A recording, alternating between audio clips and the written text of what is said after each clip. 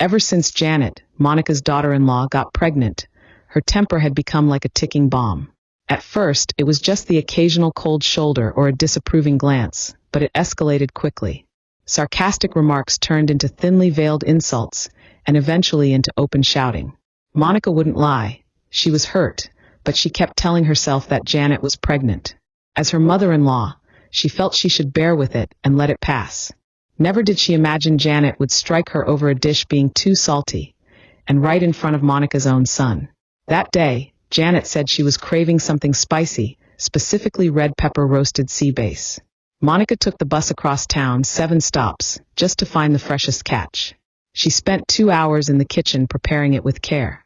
When she brought it to the table, Janet sat there scrolling through her phone, her face full of impatience. Janet took one bite, wrinkled her nose, and slammed down her fork. "Why is this so salty? Didn't I tell you I wanted something mild?" Monica tried to explain. "That's just how this dish is made. You were the one who asked for it, remember?" Janet's voice shot up. She pointed at Monica and snapped. "How many times do I have to repeat myself for you to get it? Are your ears just for decoration? You're so damn useless." That was it. That wasn't the first time Janet had talked to her like that. Monica took off her apron, her voice cold. "I'm too old to be at your beck and call. If you want something done, do it yourself." She turned to walk away, but Janet stormed over and slapped her hard. Her hand was like a slab of steel. She used to be a fitness coach, and even just a month into her pregnancy, her strength hadn't faded a bit. Monica's ear rang instantly. She stumbled sideways, bracing on the table, but her hand slipped. Her back slammed into the edge, and she crashed down onto the cold tile floor. She lay there dazed, pain shooting through her spine, breath coming in gasps. Janet froze. Her face went pale. Then she turned, panicked, toward the couch where Ryan was still playing video games. "Babe," her voice trembled. Ryan dropped the controller and rushed over, straight to Janet. He pulled her into his arms. "It's okay, baby. I've got you. I won't let anything hurt you." He didn't even glance at Monica. That's when Dixon came home. Since Monica had moved in to help care for Janet during the pregnancy, he tagged along too. He spent his days playing cards or drinking with his old buddies in town and wandered back in the evenings. The door opened, and he saw Monica lying there. His first reaction, a scowl. "What the hell are you doing now?" he said, annoyed. Ryan and Janet visibly relaxed, as if backup had arrived. "Dad," Ryan began. "Just now, Mom." But Dixon cut him off, yelling at Monica. "Monica, give it a rest, will you? You tripped and fell. So now what? You want the whole house to bow down to you." Tears stung Monica's eyes. She pointed a trembling finger at Janet. "She hit me." Ryan's face tensed, but he still stood by Janet. "Mom, don't blow it out of proportion. She's pregnant. Hormones. She just lost it for a second." Dixon scoffed before Monica could respond. "She's carrying our grandson. You're supposed to be here to help, not stir up drama." Then turning to Janet, his tone softened like he was talking to a toddler. "Janet, sweetheart, just be careful next time, okay? Don't use your hands. What if you hurt yourself or the baby?"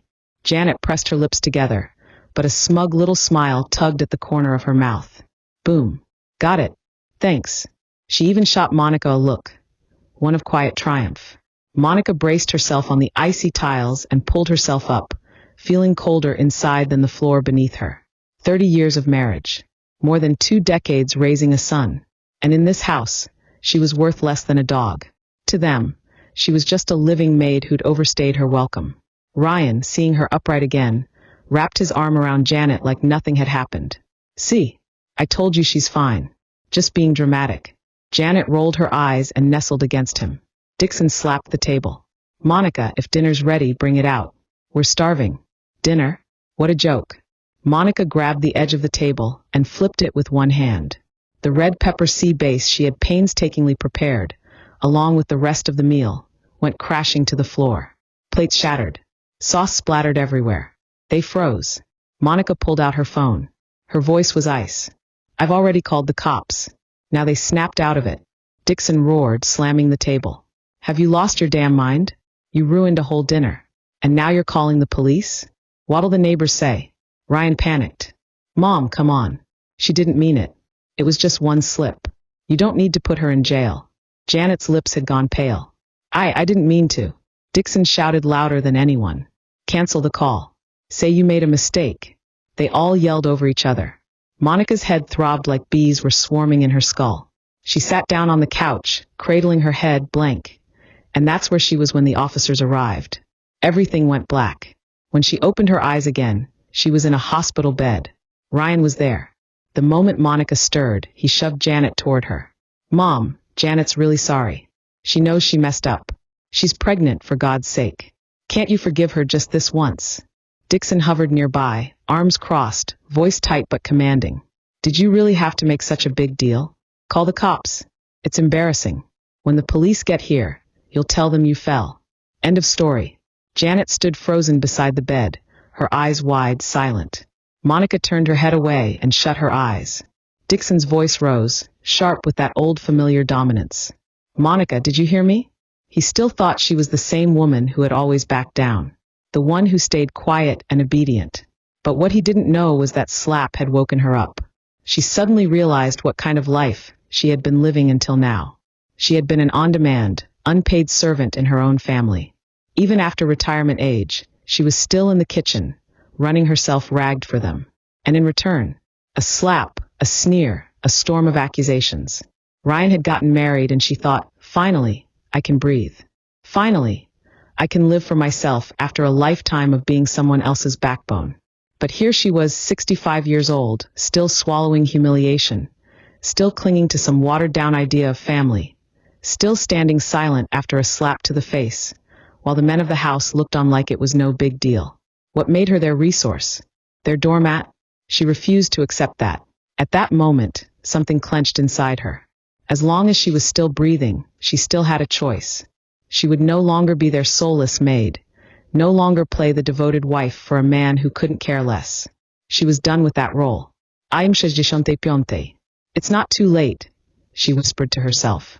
From now on, every single day she had left would belong to her. She would love herself with the same intensity she once gave to them. All that unconditional care, she was reclaiming it for herself. Dixon was still muttering nearby, annoyed. The cops show up, you better be smart about it, or you'll see what happens. There it was, or else. Even with her lying in a hospital bed, his words weren't about concern or remorse, just threats. Still playing the tyrant in a crumbling kingdom. He didn't believe she had it in her to fight back. He assumed she'd fall in line again. That she'd bow her head like always for the sake of Ryan, for the illusion of family. But not this time. What had her silence earned her all these years? Ryan had never once taken her side.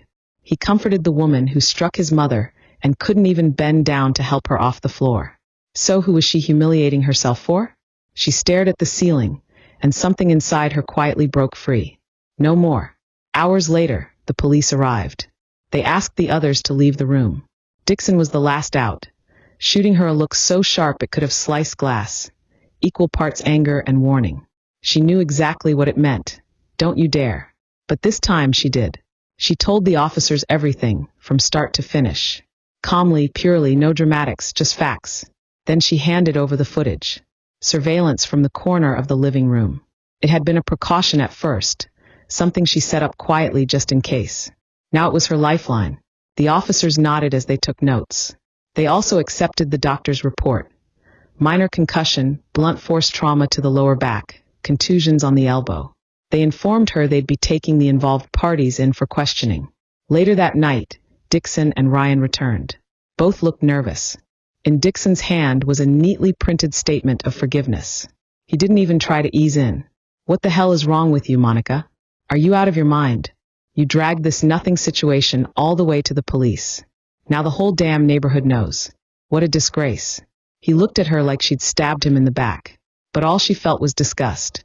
Ryan tugged discreetly at his father's sleeve, shooting him a warning glance. Dixon grumbled but backed off. Ryan softened his voice, trying to sound reasonable. Mom, I'm not saying Janet was right. What she did, yeah, it was wrong, but she's pregnant. Can't you let it go? Just this once. He slid the paper across the table toward her. If you sign this, the police will drop it. No charges. And if you don't, he hesitated, Janet might get detained. She's carrying your grandchild, Mom. You really want that kind of trouble? It could affect the baby's future. She actually laughed. Bitterness stuck in her throat. This was her son. This sniveling, Pathetic man was what she had raised. After all that happened, he still wanted her to cover for Janet. Still thought she should swallow her pain to protect a child she hadn't even met. She said nothing, just stared at him cold as stone. He fumbled. Mom, if she ends up with a record, what happens to the baby? You're going to blow up this family over one mistake. She didn't think about the baby when she hit me, she said, her voice calm. Didn't hesitate to slap me in the face. She didn't worry about anyone's future then. So why the hell am I being asked to protect her now? Who's protecting me? My bruises, my face, my heart. Without a word, she slid the paper back across the table. I'm not signing it. Don't ask again. Ryan still wasn't ready to give up. If you just sign it, I promise, Janet will apologize properly. She scoffed. Apologize? What? You said you'd carry the weight of the world for her. So what happened? Now you're pushing her in front of me, hoping I'll clean it up. His mouth opened, but nothing came out. He rubbed the back of his neck, eyes darting. I didn't want her getting too stressed. It's not good for the baby. He was worried about her. Worried about the person who slapped his own mother. She looked at him and didn't recognize the man in front of her. This wasn't her son. This wasn't the boy who once held her hand and said, Mom, you're my whole world. Words failed her. Her chest tightened. Her vision blurred with tears. She let them fall. She didn't wipe them. Didn't hide them. Dixon growled when he saw her cry. Oh, for God's sake. What are you crying about now? It was a slap. People have survived worse. I'm telling you, if you don't sign that paper, you can get the hell out. Get out, she repeated, her voice cold and flat. And then she laughed. Fine. I'll leave. But I want you both to remember this. I walk out clean, with no shame clinging to my back. She wiped the tears from her face, lifted her chin, and looked Dixon dead in the eyes. Her voice was steady, unshakable. Dixon Monroe, I want a divorce. He froze. Then, unbelievably, he let out a laugh. What did you just say? Divorce at your age? Who the hell would want you? She shot back without missing a beat. Don't worry. I'll be just fine without a man. He sneered. You'll regret it. The minute I'm single, I could find someone younger and prettier in a heartbeat. Monica opened her mouth to reply, but Ryan cut in, annoyed and impatient. Would you two stop already? Mom, just sign the damn paper. If Janet really gets locked up, we could lose the baby, and she might even divorce me. Is that what you want? To watch this family fall apart? She snatched the statement of forgiveness from his hands and tore it to shreds, letting the pieces fall to the ground. This family already is broken, she said coldly. I'm done. I want a divorce. Then go to hell, Dixon barked, slamming the door behind him as he stormed out.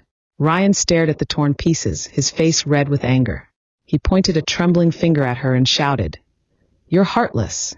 Fine. Don't expect me to call you Mom ever again. She laughed, loud and free. Starting today, I have no husband, no son, and it feels damn good. I'm finally free. He stormed out too, slamming the door behind him. And just like that, silence returned to the room. She leaned back against the bed. Her heart felt like a cracked pane of glass, sharp but finally whole. This time she wasn't backing down. She closed her eyes and sank into the deepest sleep she had had in years.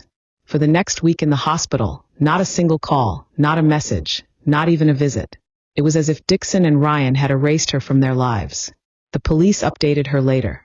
Janet had been placed in detention for 15 days and was required to cover all her medical expenses. During that entire time, the one person who never left her side was her nephew, Nathan Reed. Nathan was her sister's boy. His mother passed away when he was 16. His father remarried quickly, and the house never felt like home again. Nathan boarded at school, and every weekend was a struggle for money, walking carefully around his stepmother's moods. She had always been close to her sister. After her sister died, she treated Nathan like her own. Whenever he needed money, she slipped it to him quietly, so he wouldn't go hungry. That support got him into one of the best universities in the state.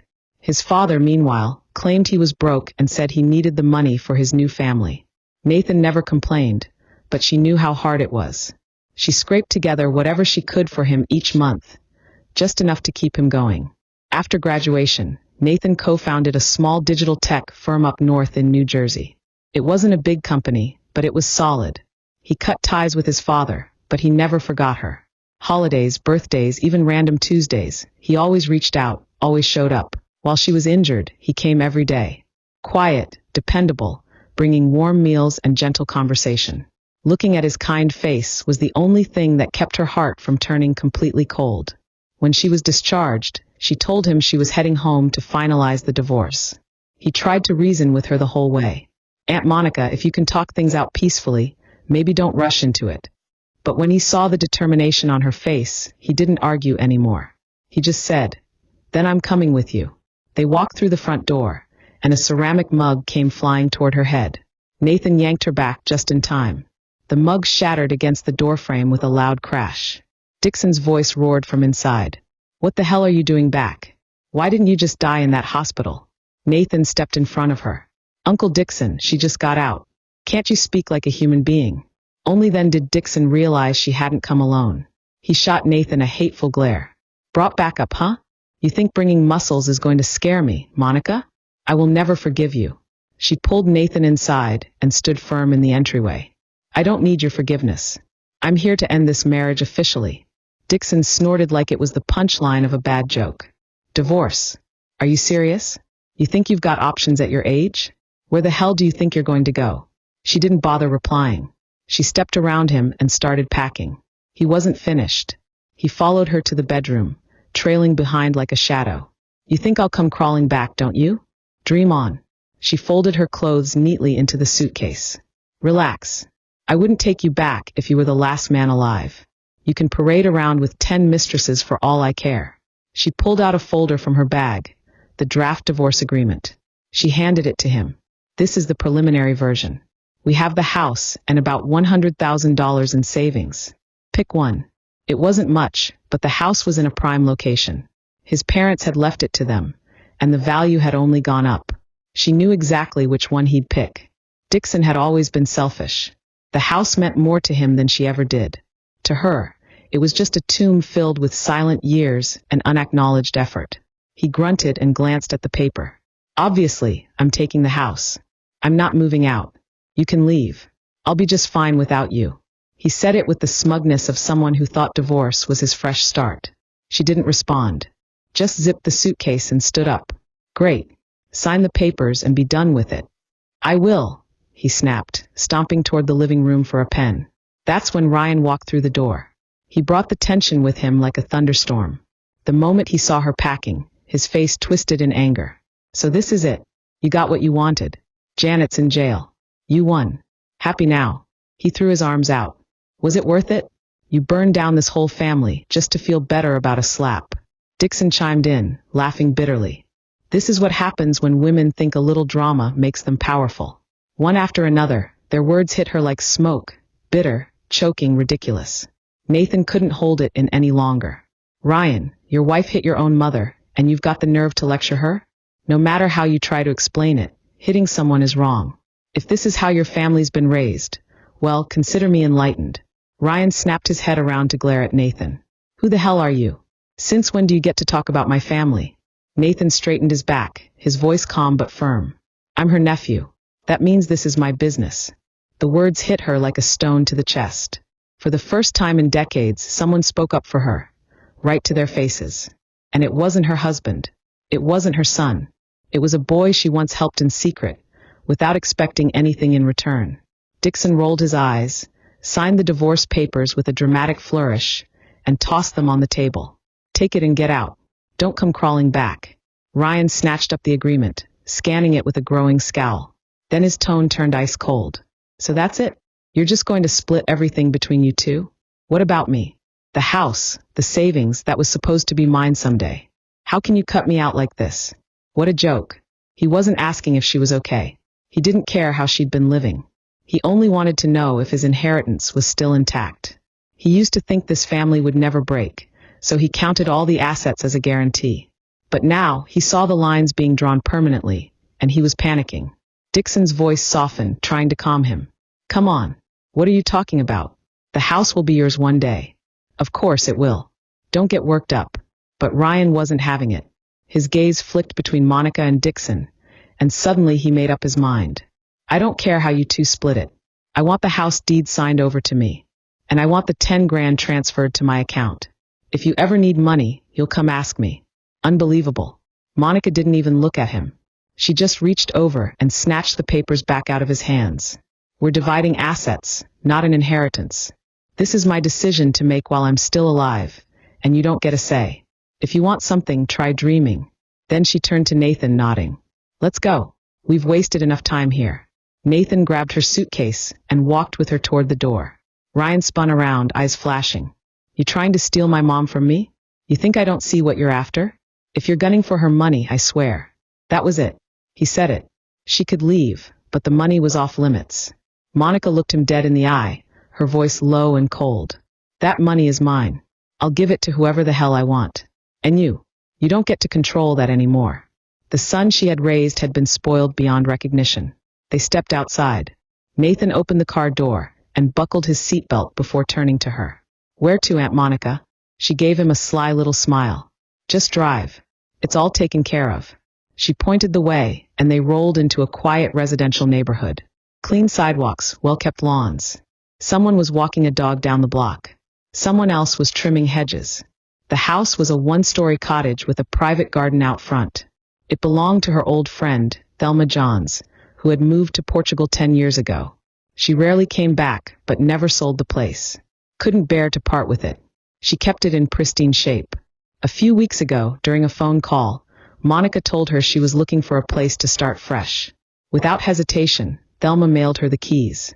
No lease, no rent, just one request. Take care of the garden for me. Monica stepped into a bright, airy living room. Sunlight poured through floor-to-ceiling windows, casting a soft glow on the wooden floor. Outside, the garden was in full bloom. A round patio table sat beneath a trellis. 2 white wicker chairs. A fish tank lined the wall inside, a few golden fish gliding through the water, which reflected the sky like a living painting. Even though Thelma was gone most of the year, she'd hired a professional service to clean the place and tend the plants.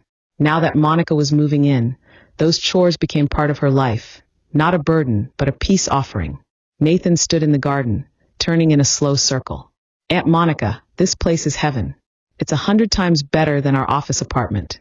She laughed, her voice light and free. Come by any time. I'll cook for you. Help me fix up the trellis and the water lines. He grinned. Deal. She waved him off as he drove away. Then she changed into comfortable clothes, brewed a cup of tea, and brought her speaker out to the garden. Soft music played. The wind stirred the flowers. The sun was warm, not harsh. For the first time in her life, she felt like time itself had finally decided to treat her gently. God, so this is what life could be. She'd been too busy being a wife, a mother, a maid, a keeper of someone else's world. So busy she never stopped to ask, what do I want? She'd spent years thinking she wasn't good enough, that everyone else got to make the rules. But now she understood, no one is born superior. No one has the right to take her freedom from her. Time is fair. He gives each of us the same hours in a day, the same number of days in a life. So why shouldn't she spend the rest of hers on herself? The afternoon Janet got out of jail, the sunlight was almost too perfect, like it had something to hide. Monica was trimming flowers in the garden when she heard the knock at the front door. Nathan answered it. She didn't hear everything, just his low voice saying, "Tell her yourself. She doesn't owe you anything." Monica looked up to see Janet standing at the threshold in a crisp maternity dress. Her makeup was flawless, her face blank, like nothing had ever happened. She walked in slowly and sat in the chair across from Monica, resting her hands on her belly. She gave her a polite smile, the kind you offer a stranger at the bank. "I came to talk," she said. Monica didn't respond. She kept trimming the flowers. Janet waited a few seconds before speaking again. "I know what happened hurt you, but it's in the past now. Ryan says if you're really as mature as you claim, then you should let it go." Monica finally looked up, her voice devoid of warmth. "Are you here to reason with me or to apply pressure?" Janet's mouth twitched. Annoyance flickered in her eyes. "I just think this shouldn't keep affecting our family, especially the baby." Monica set the pruning shears down and gazed at her without a word. Janet's expression stiffened. Then she changed tactics. "You've already got what you wanted. I did time. Your son and father-in-law are on the brink of a breakdown. What more do you want?" Monica stared at her, her voice cold and still, like ice in winter. "Do you think I called the police out of revenge?" Janet lifted her chin. "Didn't you?" Monica pulled a folder from the table and slid out a copy of the police report along with photographs of the bruises on her forehead, back, and elbow. Janet hesitated. She didn't reach for them. Monica placed the documents squarely in front of her. The originals are already filed at my attorney's office. If you ever raise your voice at me again or come anywhere near me in a threatening way, my lawyer will file for a restraining order. And with it, seek a revocation of your custody rights. For the first time, Monica saw something shake in her eyes. Her lips trembled slightly. She went on. And you were planning to return to the fitness industry, weren't you? I've backed up the surveillance footage of you hitting me. If you push this any further, I'll anonymously send it to every potential employer you have. Let's see how well that plays on social media. Janet's face drained of color. It was like Monica had slapped her, except this time it left no mark, only silence. Monica stood calm and deliberate. Don't forget, your own lawyer advised you to stay quiet and compliant. If you're smart, don't throw your whole future away for the sake of your temper. Janet stared at her, seething but silent. The fury in her eyes didn't match the way her shoulders slumped in defeat. From the doorway, Nathan spoke, voice flat. If you're done, please leave. We like the quiet around here. Janet shot her one last hateful glance, then turned on her heel and caught her foot on the threshold, stumbling slightly on her way out. The door shut behind her. Monica didn't sit. She quietly gathered the documents and returned them to the drawer. Her movements were light, but inside she felt solid, anchored. The woman she used to be was afraid of Janet, not because of her strength, but because she clung to the illusion that they were still a family, that if she stayed silent, she could preserve something whole. But today she understood that family was never safety. It was control. And now she had a home, legal protection, and the life she chose. Most of all, she had power. Nathan walked in with a cup of tea, grinning. That speech you gave her, epic. Monica smiled. She may not respect people yet, but she'll learn to fear consequences. He sat beside her. He was serious now. Aunt Monica, you're not the same woman you used to be. She nodded. No. I finally figured it out. Real freedom isn't about being loud. It's about knowing when to fight and when to cut off what doesn't serve you. Outside, the breeze rustled the hanging ferns like they were nodding in agreement. 3 days after Janet left, Monica made an appointment with Nathan to visit a law office downtown. Her attorney, Thelma Johns, was a woman in her 50s with gold-rimmed glasses and a voice as calm as a lake, each word sharp as a scalpel. A survivor of domestic abuse herself, she now specialized in estate planning and legal protection for older women. Mrs. Monroe, she said the moment Monica sat down, you don't just need to protect your money. You need to eliminate any leverage anyone might try to use against you. Monica nodded. I want everything sealed. No loopholes. Thelma drafted a new will on the spot. Monica's retirement account, her new savings account, all placed solely under her name. The beneficiaries: half to the State Women's Shelter Fund and Community Garden Initiative, the other half to Nathan. Seeing his name there brought Monica a peace she hadn't felt in years. She wasn't punishing Ryan. She was honoring a truth. The person who saw her, respected her, and stood by her when she was at her lowest was Nathan, not her son. Once the documents were signed, Thelma looked up and said, "Send copies to Dixon and Ryan. Not because they need to respond, but because you need them to know they're not entitled to your life anymore." And so Monica did. 2 manila envelopes, 2 cover letters. No apologies. No explanations. She didn't wait for a reply. She didn't need one. A few days later, Nathan stopped by to help install the new irrigation system in the garden. After adjusting the valve, he reached into his pocket and handed her 2 receipts. They both got the mail, he said. That was all, and it was enough. Just when Monica thought she could finally settle into peace, Ryan called. "Mom," he started, voice stripped of all its usual heat. Eerily gentle, in fact. That tone, Monica knew it all too well. It always came out when he needed something. "I just saw the copy of the will you sent. Are you seriously giving the money away? You didn't even ask if I was okay with it." She let out a dry laugh. "Ask you? Since when do I need your permission to spend the money I earned?" He paused. Then his tone sharpened. "I'm your son. How can you give everything to an outsider? Who even is Nathan to you?" She answered without flinching. "Nathan is my family. You are not." Silence on the line. 3 long seconds of it.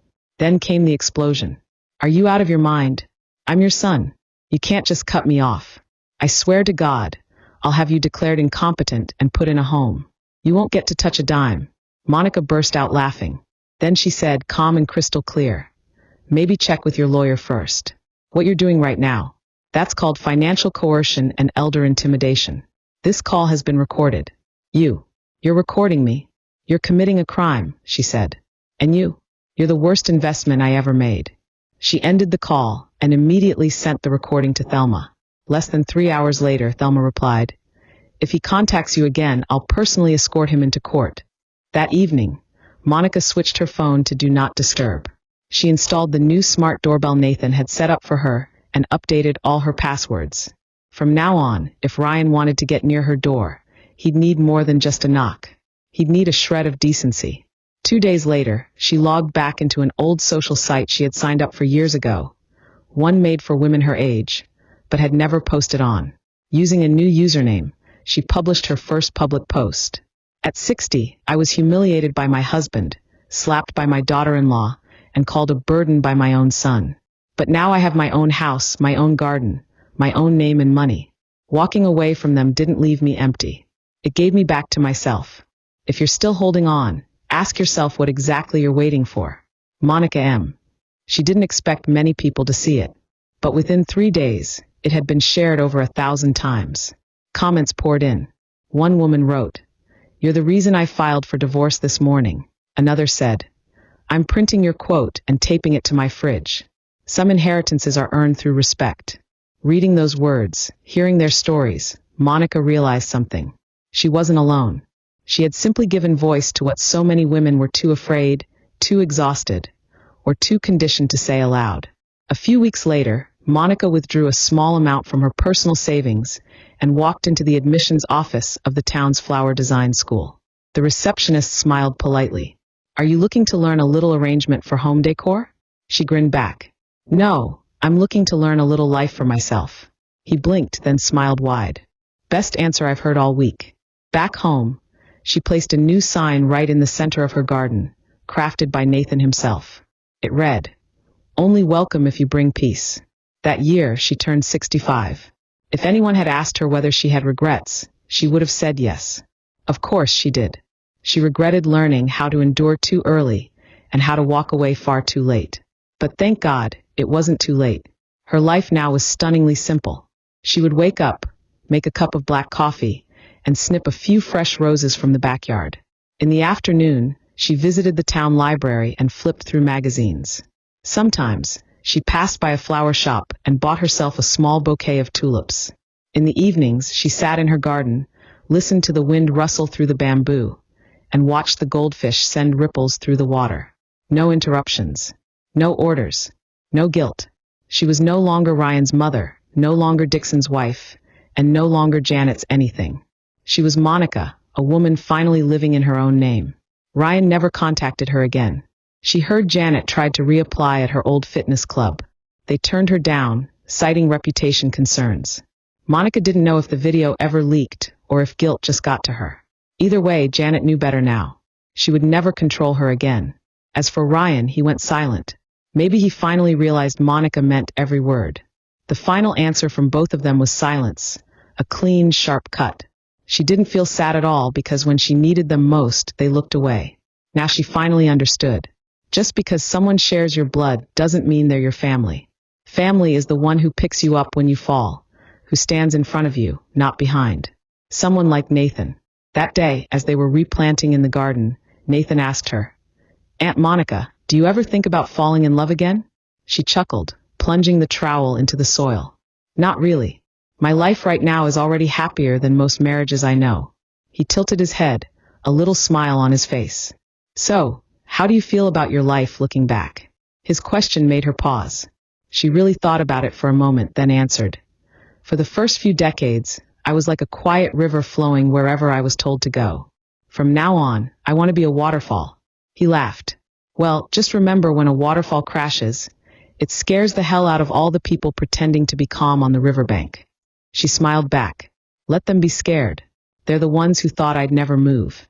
Later that month, the senior center in town invited her to give a talk. The theme was how she found herself again. She stood on that little stage facing a room full of women and said her first sentence. My daughter-in-law slapped me. My husband said I was faking it. And my son told me to stop making a scene. So I called the police. I moved out. And I cut them off. The rest of my life belongs to me and me alone. There was a second of silence. Then the room erupted in applause. Loud, roaring wave after wave. She continued, Ladies, if there's still a breath left in your body, don't waste it sighing. Use it. On the way home, she turned to Nathan and said, You know, I don't even feel angry anymore. What do you feel then? He asked. Clean, she said. Clean, like the first ray of morning light, like the first snowflake drifting into a winter garden. She no longer needed to prove her worth through sacrifice. She no longer waited for anyone to turn around and say, Thank you for everything. She wasn't looking for gratitude. She was looking for air, for space, for that one unbothered, unowned breath of freedom. And now she was finally breathing.